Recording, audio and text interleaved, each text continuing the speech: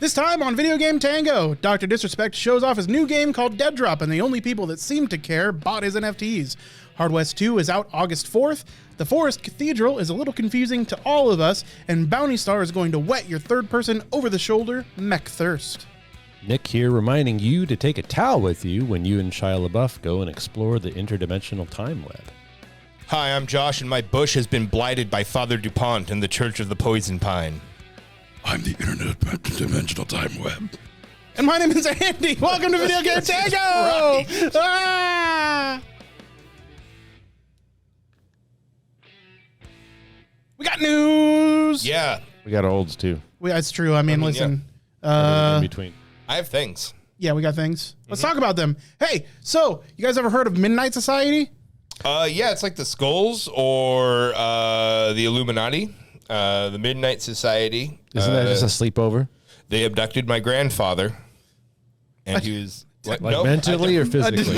I wasn't expecting that. Oh, sorry. Got real very quickly. Midnight Society is the game development company that Dr. Disrespect started. Oh. And he promised a look at his game that's coming out.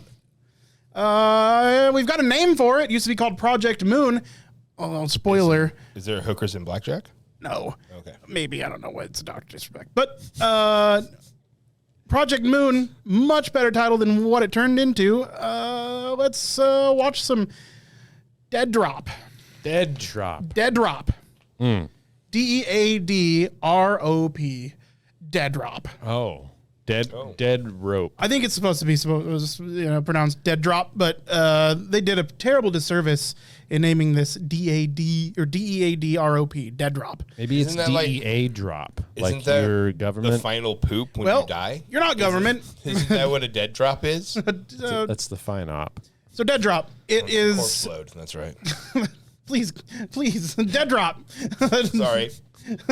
It's a ground-up battle royale / extraction shooter being developed by Midnight Society, founded by Dr. Disrespect of Twitch and YouTube fame. So it came out to very, very underwhelming reviews. So some people got their hands on the alpha stuff that we're seeing on screen now for those listening to the podcast. Looks like a terribly generic mid-2000s shooter with kind of sloppy gameplay. Now it's in super early access, right? This only went out to... You just said alpha, right? Well, and this is like maybe even pre-alpha, right? They haven't announced what stage this is in yet. They just call it really early. So... my favorite stage. Yeah. So far, they have one level that's semi-playable. And by semi-playable, I mean you get like 6 hallways, 3 rooms, and you get to kill mannequins. Okay. That's how they're showing off their game. The game looks aged already. It looks like what we might have been playing, like the super generic shooter, military style shooter of like 2006. Not really sure why you'd show footage of a game before it has any character and soul and heart to it at all. It really doesn't have anything. Now there are people that are excited about this, and that's people that have bought into the NFT bullshit that they're adding into it. So you have a bunch of crypto bros that are like super into this and say that it's the best gameplay they've ever seen. But to be honest, it's some of the most generic shooter action I've ever seen in my life. That's where the disrespect comes in. Now, I do like some things about it. Like there's some, like the idea that it plays like a BR, but you're in a giant tower, and instead of a ring closing in, you have to go up floors. That's a neat concept. It's a neat concept, but that's kind of the only thing new, right? Right. I mean, Apex should just copy that, honestly. Yeah, I mean, it's a good idea, but it's not going to be a genre-defining idea, right? So far, it's underwhelming, to say the least. The graphics don't look great. That's especially after Dr. Disrespect having tweeted before that it was going to be like significantly better looking than any Call of Duty. Dude, those are straight up like Mass Effect techno zombie guys. Except they're just mannequin heads.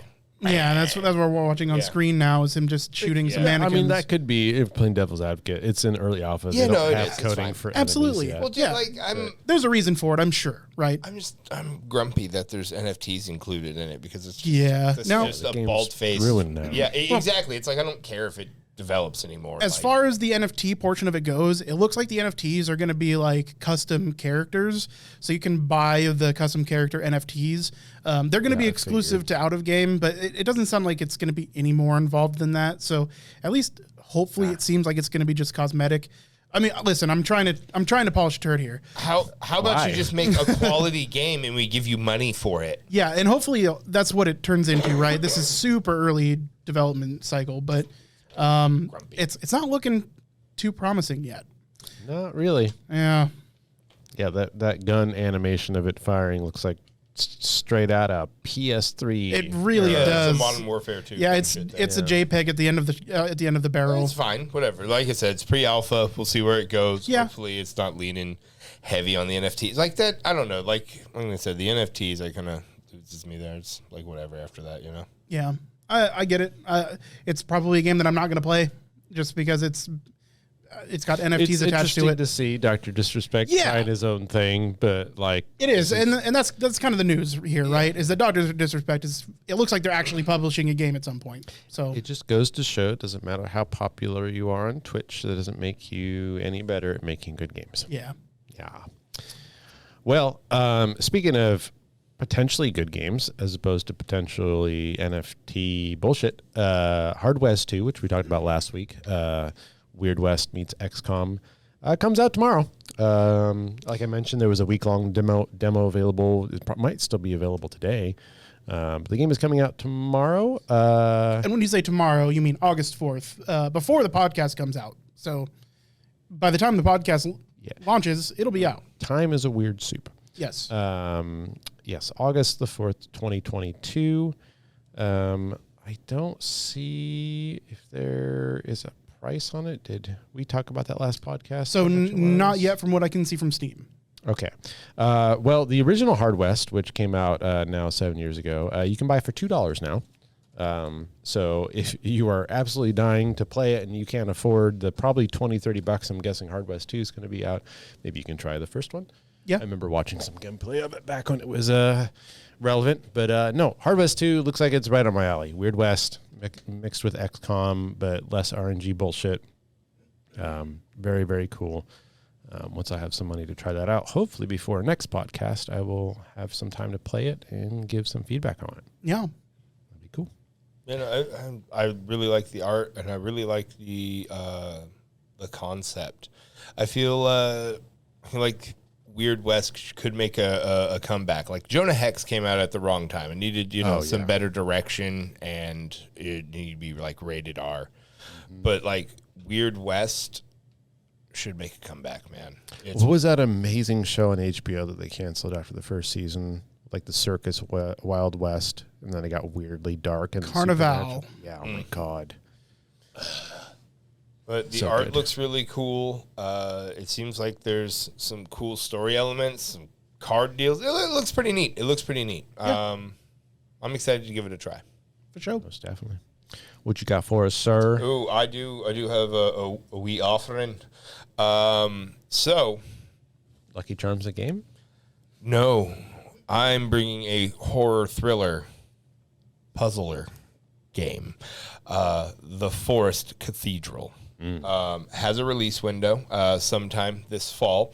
But the Forest Cathedral, forests are fertile ground for all things scary, spooky, and easy, and crying a lot.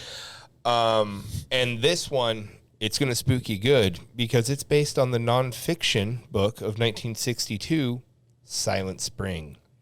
That tells of all the harmful effects of pesticides on our environment and how chemical companies... you know who you are, spread misinformation and cover up the awful effects of it. So you're going to be going through this 3D world that was once lush, but is now dying. And you're going to be solving puzzles to figure out why and to see what the chemicals are doing to your lovely verdant island home. And there's going to be scary, dark things as the chemicals, as you expand on the idea of this book, going through the collapse of the environment, solving puzzles as you go, some 2D, some 3D. It looks neat. Yeah, it looks a little bit the Watcher, the Observer. Oh yeah, that puzzle game. Yeah. Yeah, I can't remember what that's called. It's rare that I see a puzzle game and I already know the answer is Monsanto. Fair. It'd still be worth giving it a try. Yeah. Yeah, I mean interesting. the gameplay is weird. I can't really tell what's happening. Yeah, other than you're playing a little screen of a 2D platformer inside of like what looks like a survival horror game. Yeah, it's like Celeste and Meat Boy on a Pip Boy. It definitely had a really weird kind of naturey, cozy feel, but with a dark twist, which is kind of my offerings lately have been like, ooh, but then Spooky Woods. Yeah, spooky. Dude, honestly, Spooky Woods, man. Yeah, dude, this looks fun. It looks like it has character. Yeah. I don't know what to think of the gameplay yet because I mean it just looks like a puzzle game kind of. I'm hoping they're just leaving out like the meat of it. Yeah, not trying to give away too much, really right? Because exactly. if it is a horror thriller suspense game, you don't want to give away too much of the meat. Yeah, for sure. But yeah, it looks pretty cool, and it will launch sometime this fall. Okay, awesome. Now, for all the CEOs of chemical companies that are watching and listening to us, watch out. Watch out. This We game's know. coming for you. We know things. You can lose all your profits. I've got one more new game. It's called Bounty Star. That sounds like a cartoon from the 80s. So I like the name. Yeah, it's amazing. I like the trailer. There isn't a whole lot out there as far as gameplay, but the trailer looks good. I like the theme. You're playing in a like desert, This is Annapurna. Okay. Who's Annapurna? It's a company. They've done a bunch of cool games. Ooh, So- I like the mech. Yeah, so it's third-person mech combat game, and it's coming out for the Xbox Game Pass and for PC. I like the world that I'm seeing. The combat looks smooth for a trailer. The trailer is really flashy and gets my adrenaline going. And I love the theme. It's like kind of a spaghetti western. Yeah. Third-person mech fighter game. Well, yeah, the mechs have that kind of junkyard putting it together kind of a feel. Yeah, definitely. Now, the description is Bounty Star is an over-the-shoulder 3D action game that marries mech combat and customization with farming and base building. The player takes on the role of a broken but powerful ex-soldier named Clem, a war veteran, talented fighter, and expert mech pilot. So, I mean, it sounds like the game's going to be developed around this personality, and there's going to be third-person mech combat, but also some farming and base building. I'm a little sad that they're picking a character for me. Yeah? Yeah. You prefer to choose your Well, character? like, especially if there's going to be farming and all the customization, like, I mean, have the same fucking name, be Shepherd or whatever this person's name is, but let me, but I don't know, it doesn't feel very, like, if we're going to try and play with somebody else, but maybe you're just building a base by yourself. I'm okay with playing a character. I don't even know if there's co-op or multiplayer. Yeah, I know. Like, I'm already picturing in my head a mech Valheim, and that's just probably not. Probably not what we're getting here. Yeah, probably not. But listen, mech Valheim needs to happen. Yeah. Now that you've said those words together, I'm a little hard. Annapurna is a publisher. I only saw a cinematic trailer, so I wasn't going to bring it up. But there's a new first-person horror game with dinosaurs coming out called Lost Wild. Annapurna's publishing. Yeah, I almost talked about that but last week. They're the publishers of Stray. Yeah. They also did What Remains of Edith Finch, if my memory serves. Okay. Neon White, the new speedrun game. They definitely have a very vaporwave indie aesthetic to their games that they publish. And a varied catalog, so I like to see that. Yeah. Good selection. I also saw Flock today on Reddit, which was interesting. Yeah, there's a lot of non-news coming out right now, and like I'd like to talk about it, but I don't know if it's ready and ripe yet. Yeah, but lots of little games coming out that I look forward to talking about. Yeah. Yes. Too many. Whose turn is it? It's yours. It's your My turn. Speaking of not little games, because I just found this full schadenfreude. Headline: Diablo Immortal player says he can't get a match in PvP after spending $100,000. Long story, well, short story, even shorter. This guy, JTiz All Business, as his handle, has apparently self-reported that he spent over $100,000 on his account. And more than likely, the problem is his MMR, his matchmaking rating, has gotten so high so quickly that the game cannot pair him with anyone. Yeah. On top of that, excuse me, the guild PvP that happens like on a monthly basis, which they're currently winning, does not have a enemy guild to pair them up with. Yep. Because of this problem.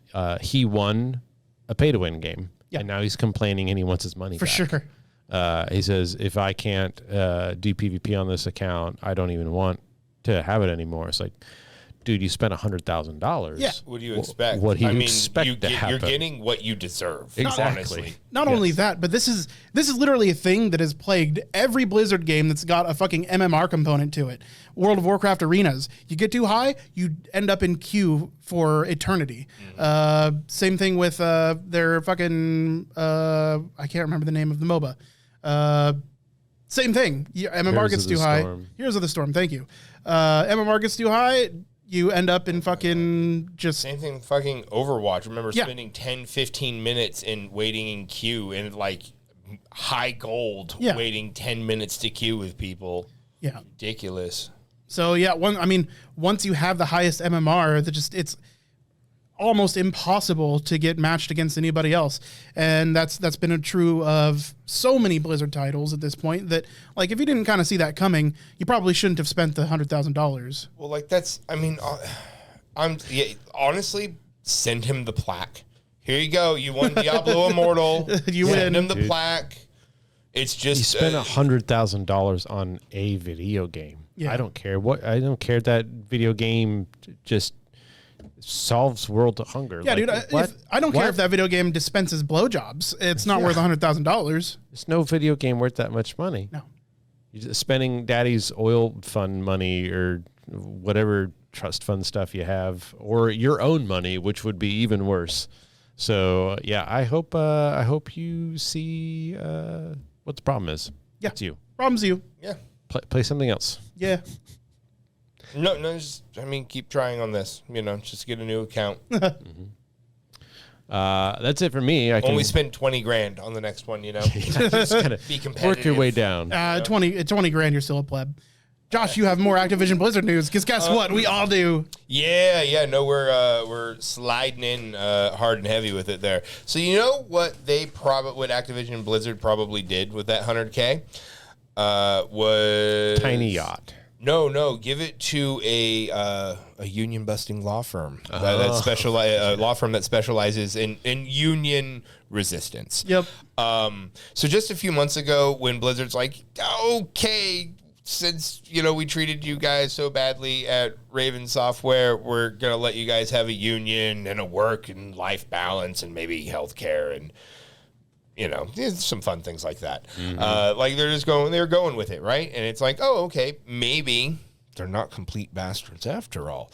Well, as it turns out, they just a couple months later, they're going hard and heavy on it. So Blizzard Albany, working on what I can only imagine is the chef's kiss of Diablo 4. Don't do that to me. Don't do me like this. They are trying to form what would be Blizzard's second union, a general game workers association. And Blizzard's like, no, I don't think so. So they want to do a whole company-wide vote, and they're putting up all the propaganda. You're not able to take a piss without seeing the anti-union sign. People are being demoted, losing out. It's just the same old business. It's not surprising. It's just like every couple of months, it's like, oh, let's just be shitty again. Maybe they won't notice. And it's like, no, we noticed. Yeah, the thing is, you were really shitty, and now there's a microscope on you. Yeah. I don't know. Just be better. I don't... like, is that fucking hard? I mean, so, like, Microsoft kind of took a neutrality stand, right? I mean, so... let me see here. They took a neutral stand because they could. Yeah, because they could. So, I mean, maybe with the Microsoft acquisition going through, this is, going to be a moot point in a couple of weeks, and all these guys, or in a few months, and all these guys got to do is hold on, and then they'll be able to have their union. But it's like, it's shitty to, to keep struggling for any sort of work-life balance, for good pay. Mm-hmm. People are drowning in greedflation. So it's rough. Drowning in the blizzard. Yep, drowning in the blizzard. Hit me a fuck you, Bobby. That's the wrong one. Oh my fucking nope. Nope. Oh my god. Fuck you, Bobby. That's the button. Look at that. Yeah. So on Activision Blizzard news, Diablo Immortal. Let's go back to that fucking shitfest. Gotta love it. Hey, it's up to $100 million in lifetime revenue. So 20 million people have downloaded and installed it. It's made $100 million in 2 months. And that is before it launches in China, which is supposed to happen soon. So NetEase still hasn't. 100K guy's going to have some comp here in a minute. Yeah, it's coming directly from China. Yeah. So NetEase still hasn't released Diablo Immortal in China as of today, but plans on releasing it soon. They had to tighten up the game for the Chinese audience. The graphics on level 3. Probably things that they've had to do before for the Chinese audience. Mainly for the PRC, because they don't allow like bare skeletons and stuff like that in their game. So they probably had to do some, animation changes, some also, skin this changes game and has stuff like that. Lot more competition in China. Oh yeah, sure. In the US. Yeah, right. Absolutely. They have games like this that are a dime a dozen. Yeah, specifically because this game was developed by a company that makes games China that makes games just like this, just like it. Yeah. So 100 million in 2 months, guys. Come on. Listen, that's some Mia Khalifa money right there, yo. Yeah, that's true. Weird in comparison, but okay. That's some Amaranth money right there. Allow it. Yeah. $100 million in 2 months, and despite the seemingly majority of people just bashing on this game, there's some people that are definitely paying way too much fucking money. The people bashing on it are the vocal minority of people who play video games. Yeah. Every 8-year-old and their cousin is finding this on Google Play and being like, I can be a cool dude that fights the skeletons. Yeah. They get their parents' credit card and they drop $500 on. Or just $5, right? Because that's the math, is 20 million people download and install the game. Honestly. I don't know, fucking 100K bros thrown off the fucking bell curve over there. Yeah, sure. He is. And there are a shitload of Twitch streamers and YouTube streamers and YouTube personalities that are also putting in, from what I understand, crazy amounts of money. I mean, interrupt you. Most pay-to-win games, your whales make up the large majority for sure of your income. But I guess at the end of the day, if you look at it like this, the average player has spent $5. Yeah. So median player, mean, mode, whatever that is. Speaking of math, y'all remember Horse Armor? Yeah. There was this DLC for an Elder Scrolls game where you could get Horse Armor in single player. Yeah. And I believe it was $5 or $20, one of the two. I think it was like $20. Yeah. And it blew everyone's fucking gourds up because they're like, why would I pay money for a skin for my horse in a single player game? Mm-hmm. Most ridiculous shit ever.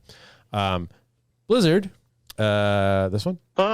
Fuck you, Bobby. That's the one. Recently put out a survey to some of their Overwatch, whatever they are, special players that get survey questionnaires. And they sent out some questions on how much would you pay for these things. This guy's friend from the article showed a survey asking players if they would be willing to pay $44.99 for a single mythic skin for a character. Take 2 of these dicks and call me in the fucking morning. Yeah, exactly. As well as $25 for a legendary skin, $29 for a legendary bundle, or $10 for a weapon charm. You know that little dangly gonorrhea herpes thing that hangs off your gun? $10 for just a thing that you can see in your fucking screen. That you can see on your screen, yes. Yeah. It's so fucking dumb, dude. It's so and then, of dumb. course the PR people come out and say, "Oh, we have no plans on actually charging $45. These numbers are randomly chosen and given out randomly to our survey participants." But you asked the question in the first place, dude. They charge $15 for a Mercy skin. Now it's going to be $45. I think it was for a breast cancer donation, but I don't think they donated that money. Probably, like honestly, I mean, if they did, Susan G. Komen Foundation. Fuck. Shit. Yeah. It's so like worst place to give your money. So like there was a $15 Mercy skin, but I think it was in association with breast cancer, and I can't. But still, I was like, yeah, they're asking if people would be willing to pay $45. No, that's the price of the game. Like that's almost the price of the game. Not, I mean, yeah. It's ridiculous, but 75% the cost of the game. People might do it, and that's the world of AAA games. I'm gonna guess the feedback was no on that personally, and as who knows, $100 million in fucking Diablo Immortal. So yeah, but $5 average. But that's not how the math works out. That's like saying if you have a guy that's 90 feet tall and then a bunch of people that are 1 inch tall, on average, they're like. No, I get you. What they're trying to do is they're trying to get whale pricing up. Yeah. Yeah. They're trying to ask if we can make a skin that's so shiny. What they're asking their audience 45. is not would you buy this? Are we going to make as much money on this if we price it this high? Right. That's what the metric is. They don't actually give a fuck about the feedback that they're getting, other than they're going to deduce it down to like purely the numbers and say, okay. Of this percentage, how many are probably whales? We know what percentage our whales are because we have those metrics from our games. So how much of a percentage here is going to be whales that said yes? And they're going to say, well, they're going to have a cost analysis. They're going to say, okay, well, if our whales are down to buy this, then are we still going to make as much money as we would have if we'd priced this skin at $15? They right? have this shit all honestly. figured out. Just like make it so you can earn the skins and offer the whales. Right. Okay. I'm giving them a nice compromise. You can't just play games and get stuff out whales of it. Are not going to buy a skin for $45 if plebs can earn it for free. Yeah, they're going to buy it. They can if they get it all at once and they have to pay a higher price. People like to have unique stuff. Give them one every once in a while. That's just for them. But like, yeah, once a month you can buy $100 skin and only you can have it because every skin has a number. Here. Well, like you bought number 47,832. I mean, honestly, so like I'm gonna talk up Rocket League for a second because the titanium white octane, which was one of the original cars, like you could trade that thing for literally thousands of credits. Context. So Rocket League has credits, like Rocket credits, where you can buy stuff. Can you buy credits with real money?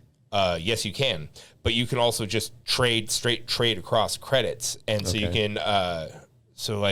With the titanium white octane, at one point, one of a friend of the cast, Wonka Wash, was telling me that they were trading for like 18,000 Rocket League credits, which is like $20 bucks, $25, and then all of a sudden, Rocket League put it out on the market for a measly. Like 1,000 credits, you could own your very own titanium white octane. And it just gaming the economy. Yep, and just crunched it. So it's like that's pretty cool. So I mean, whatever. I mean, there's a lot of games that do that kind of that scenario. Like Fortnite does it. None of the stuff is exclusive to just paid. Yeah. Right. You can always earn your V-Bucks from playing the game. It takes an immense amount of time to unlock every season. Like you have to know life in order to unlock everything for a season. Give me a loot box every level. Yeah. But you know, it's butt pirates. That's where, I mean, that model for me, I'm not a huge fan of it. But if there is a compromise to be made, I think that's the compromise. But that's not what we're seeing. We're seeing them push the boundaries more and more and more, and trying to get more money out of you. That would be my biggest complaint. Is like we're not seeing a better game for the amount of money that we're paying. Yeah. Look at your Call of Duty season passes. The last couple season passes from Call of Duty have turned into like 2 maps, and that's it for the entire year, right? Like, and you paid $120 on top of the game purchase. Some people are paying $300+ a year to play a Call of Duty, that's gross. Or more than that, because they not only do they have season pass, they have exclusive skins and shit too. Yep. So, like on top of a season pass, there's also a marketplace that you can buy stuff, and they're not putting out content at a cadence that is worth $120 fucking dollars. It's just Make some money. It's the Yeah, same it with is. fucking Rockstar, right? Yeah. They make GTA 3, make Vice City, San Andreas Stories, GTA 4, Forest Stories, Ballad of Gay Tony, all these in like 9 years. Yeah. And then they thought up Shark Cards. shark cards. And then over the next 9-year period, they've made GTA 5 Yep. over 9 years. Yeah. Because it makes a shit ton of money. At the end of the day, I love video games. We're all video game nerds. Yeah. We're quote unquote hardcore gamers. But the problem is we're 3 dudes who walked into a Kid Rock concert and everybody's holding up their money to buy tickets to the next one. We're trying to tell them not to. Yeah. And there's 40,000 of them. Our voices aren't going to be heard by the masses. No, and honestly, while that sucks, it just is what it is. I'm a huge proponent buy into indie games. Pay indie developers that are doing the right thing, putting out a full game for a standard sticker price. Get their DLC. Fuck it. As long as it's worth buying their DLC, buy their DLC. But make sure it's worth it. It's not often that I buy paid DLC, but I do occasionally. Like if it's like a game that I really appreciate and they put out a monster pack of DLC, then sure. Yeah. I'm into it. Sometimes that's how... Go ahead. You can infinitely monetize something in a fair way that is good for the consumer and good for the company. Let's take DayZ. They publish a new map every now and then, and they charge money for it because a lot of development time went into it, and they want to pay the people that are making the game. That's fine. I don't have a problem with that. The company probably didn't even see the game lasting as long as it has with its hardcore audience. So they give them more stuff, and it's $20 here and there, like every couple of years. I don't mind paying $20 for a whole new experience in a game that I've put that much time into already. It doesn't bother me. I'm okay with supporting these developers. But as long as the transaction makes sense, and in most cases anymore, it doesn't. Yeah, I mean, in a similar but not quite the same vein, Deep Rock Galactic by Ghost Ship Games, published by Coffee Stain. That game, you buy it once and you get everything that's mechanical. Yeah. The DLC packs are skins for your weapons or your characters and are just there as a way for you, if you choose to continue to give money for the hundreds of hours of free content you get. And they're constantly coming out expansions. Their whole first season of new content with the Battle Pass, everything's free. Yep. You can't even buy the Battle Pass. Yeah, you can't they buy won't it. take your money because they've been getting enough money through skin packs that people are supporting the developers. Spend $7, get a hard hat for your dwarves. I bought a couple actually. I've bought a few Or you of get them. those whole packs for like $15 where you get it's a theme that can be used across all of your characters. Oh yeah, it's all of them matching benefit. weapon themes and outfits. And the cool thing about the outfits is they're piecemeal. So like if you get the Hawaiian shirt pack, you can still use that cool helmet you got from the base game drop with that shirt, right? If you want to have a fucking cyberpunk helmet and a palm tree t-shirt, you can. You absolutely can. Right. So yeah, and that's another great model because that's a way of saying, we don't want to make a DRG2. We don't want to have to come out with a actual mechanical content pack that you have to pay money for and split our audience. So just for those of you that are willing to pony up money for some art assets, you allow us to continue to make more free actual game content. Yeah. A great fucking system. It's a great system. We don't want to alienate the players that don't want to pay more money, but we want to offer people the opportunity to pay more money if they want to help support us. Yeah. And they put a lot of work into that game. It's clearly a passion project. It's a lot of fun to play. Yeah. I mean, it was solid from the beginning. We have so many games that I need more. 3 of you. Yes, I need more Josh hours. Like where if I could slow down time and You could join Shia in the internal time web. oh. Yeah, sorry for the audio listeners. We have Shia LaBeouf on the podcast again. Yeah. He's being quiet as he usually is, but For that one time. he can't make oh sound. my god! Don't remind me of that one time. But he's stuck in the infinite time web. So there's a good reason you can't. His words go directly into the void. So a little bit more Activision Blizzard news. Bum, bum, ba, bum. Blizzard has canceled a World of Warcraft mobile game over a financial dispute with NetEase. Oh, So we only made $100 million. Where the fuck? that is the official announcement right there. That's as much as anybody really knows. Everything is conjecture here, but this is NetEase, the people that just published Diablo Immortal, or rather developed Diablo Immortal for Activision Blizzard. I'm not sure why there would be a financial dispute, seeing as these guys are making money like gangbusters. Probably because they asked for too much money from Blizzard.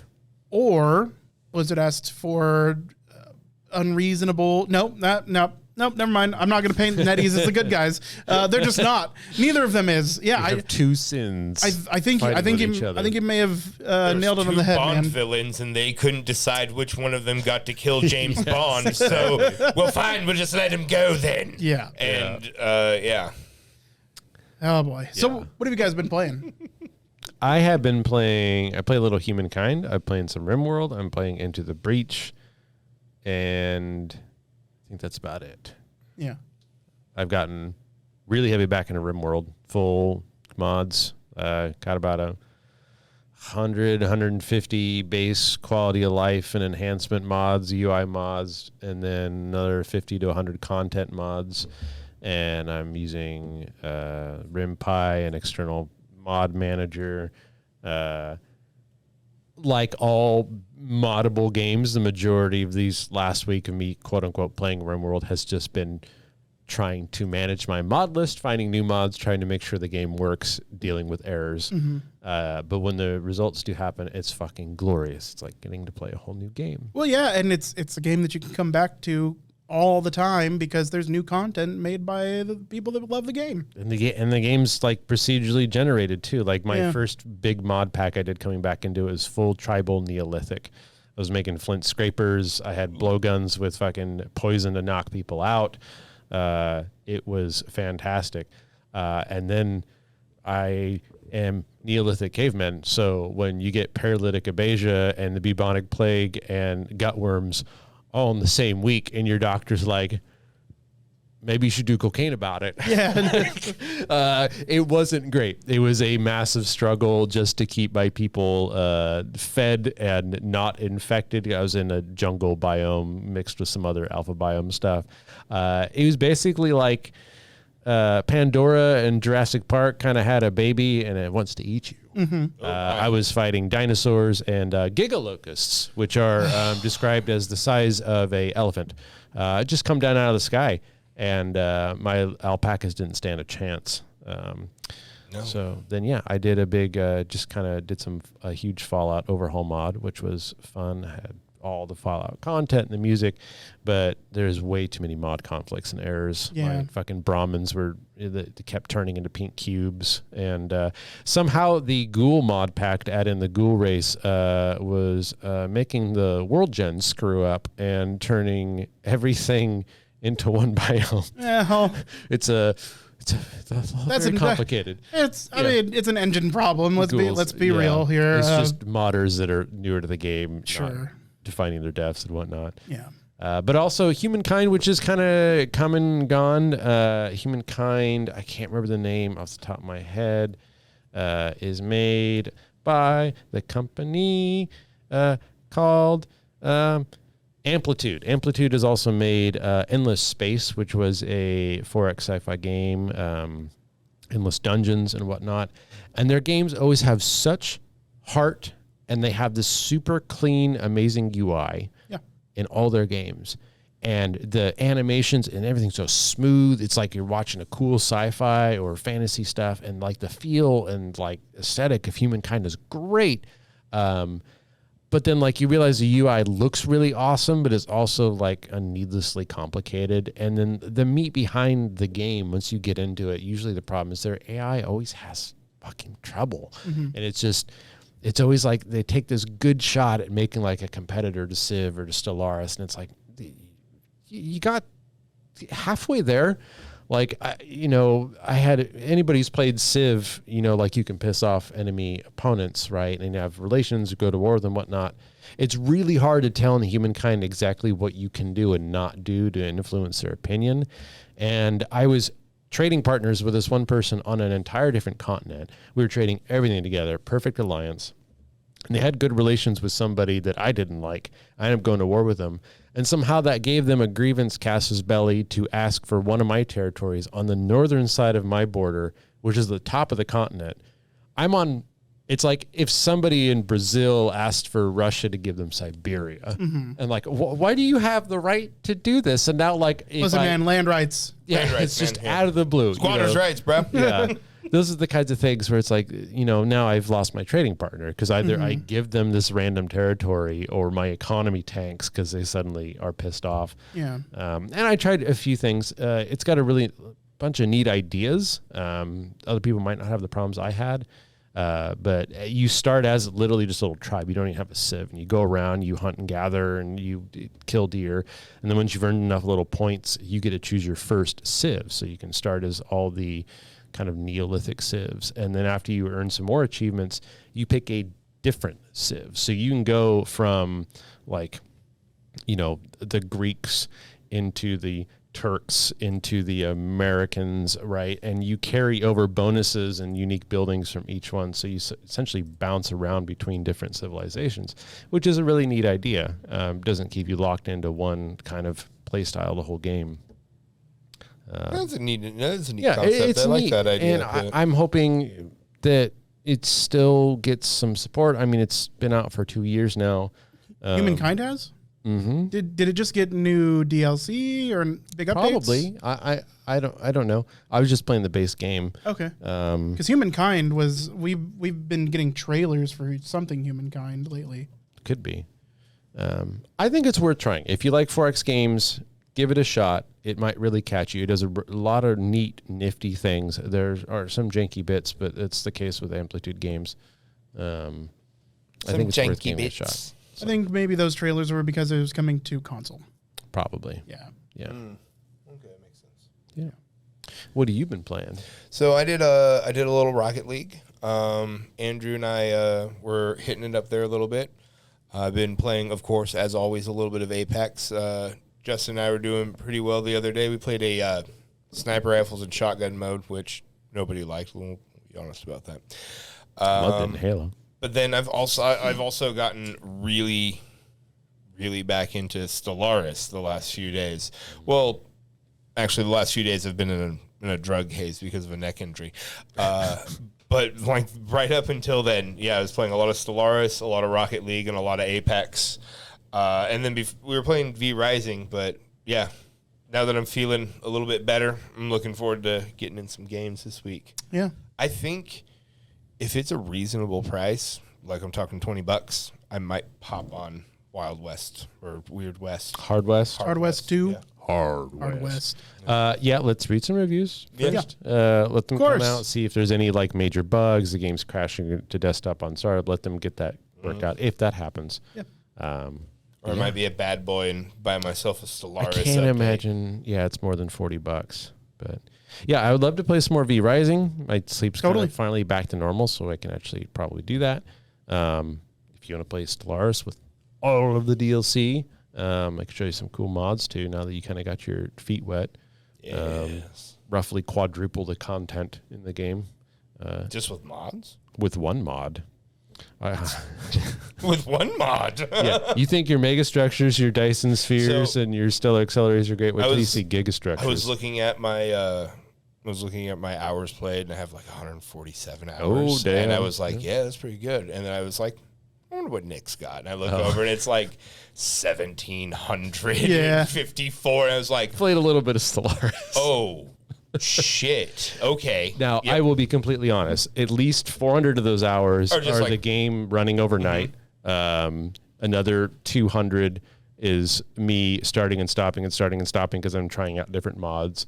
So I had to probably cut that number in half in actual game time, but I think it's still a lot of hours. I've honestly considered just letting it run in hyperspeed mode and just seeing like what a race I created. Yeah. Just see how well they'll do just on their own. One thing you can try, get a race going, open up the dev console, super easy to do, and you can just give control of your empire to the AI and then just let it run overnight while you sleep. And you wake up and everything is fucking trashed. It's like you let a child take over the UK government for an evening. It's amazing how badly the AI can just destroy this perfect engine you've created. It's really fun to see.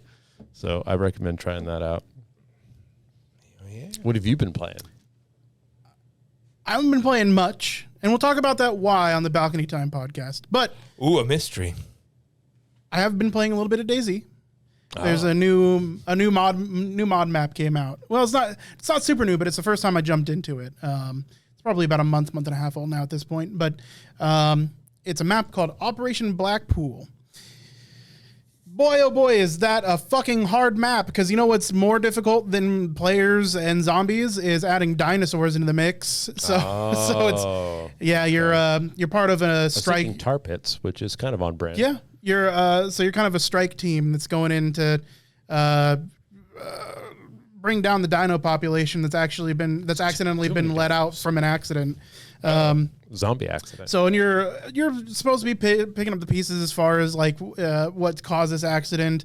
It turns into dino killing. Rex. So far, they've got little dinosaurs, the ones in Jurassic Park that went and shot tar on your face. Yeah, those ones. Compsognathus. Compies. Diplophosaurus or some shit like that. You're probably right. It's got velociraptors in a few different flavors. Dilophosaurus. Yeah. And then they just introduced oh my god, why am I brain farting so bad? T-Rex? No. Triceratops? Stegosaurus. Stegosaurus. Ankylosaurus? No, it's not Stegosaurus. Oh my god. Three horns. Triceratops. I said that as soon as I said three horns, I was like, Triceratops, jackass. No, you dinos. I said Triceratops. It was like the second one I said. Oh, well, it's Triceratops. Okay. Yeah, which is a whole thing. You get to write it? No. It murders the ever-loving fuck out of you is what it does. That's true. It takes a little, like, they don't auto-aggro to you, but if you get too close or you fire some shots nearby is what I can tell so far. They're like a rhino. They're blind and aggressive. They just meet it with raw aggression. Yeah. Good times. The one that killed me clipped through a door and murdered me, so that sucked. Yeah, I mean, the game's already laggy enough. Now you got fucking Triceratops horns clipping through a fucking wall. Well, I mean, it's just punching through the wall, dude. That's real. Now when they're going left and right looking for you, just take your head realism. off. That's realism. It's wrecking its way through that house. Yeah. Are there still zombies? There are still zombies. Oh. There are also some things. There are that.